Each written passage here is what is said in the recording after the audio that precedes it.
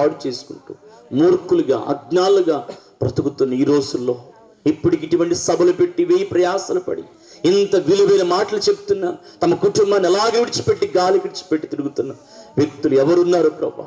వాళ్ళు మార్పు చెందడానికి సహాయం తెచ్చేయండి. ఇప్పటికే తమ హృదయాలను దేవునిలో కొమ్మరించడానికి సహాయం తెచ్చేయండి. సక జీవితం సక కుటుంబం నాశనం అయిపోయిందయ్యా. ఇప్పటికీ నా కుటుంబాన్ని కట్టుకుని బుద్ధి కలిగిన వారిగా, జ్ఞానం కలిగిన తల్లిగా ఉండడానికి సహాయం చేయమని, ఆ చెల్లెలాగా వండుకోకుండా, యజబెల్లాగా వండుకోకుండా, తండ్రి మూర్ఖులు వండుకోకుండా సహాయం చేయమని యేసుక్రీస్తు నామములో ప్రార్థిస్తున్నాము తండ్రి, ఆమేన్.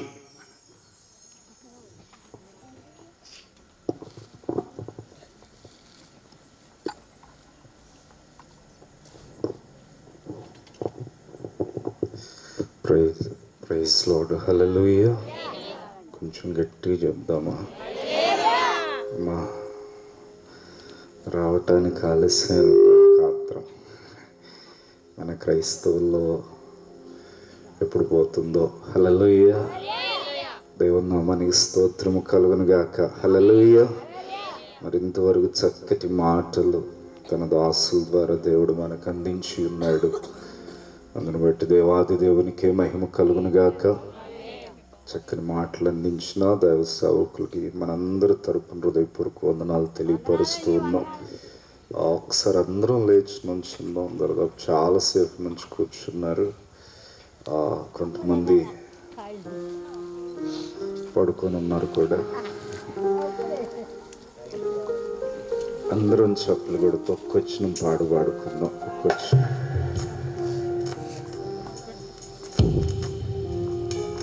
హల్లెలూయా, హల్లెలూయా. అందరం చప్పులు కొడదాం, అందరం దేవుడిని స్తుతిద్దాం. కుర్చీలో ఉన్న వాళ్ళు కూడా లేచి నిలబడండి.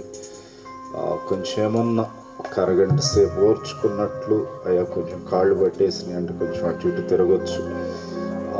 మరలా వాక్యం సమయానికి అందరం కూడా కొద్ది నిమిషాలు అందరం చప్పులు కొడదాం. చేతులు తెచ్చారా? చేతులు తెచ్చిన వాళ్ళు ఒకసారి హల్లెలూయా చెప్పండి.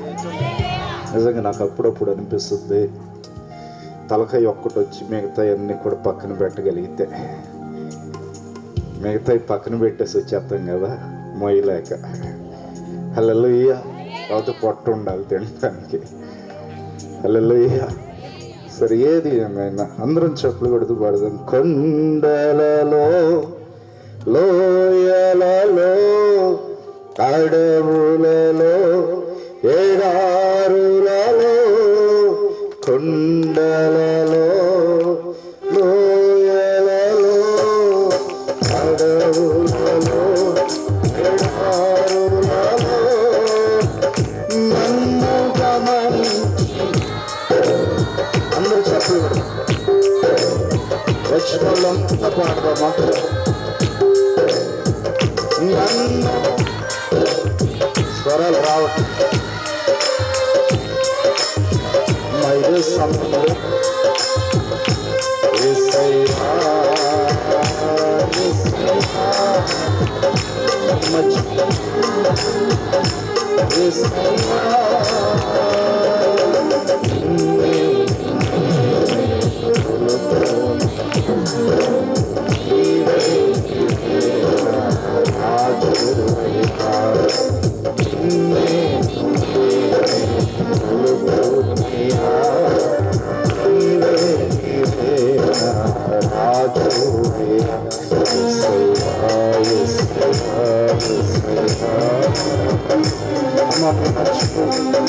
సమయంలో ఆమెకు పట్టబడుతూ పరిచర్య నిమిత్తం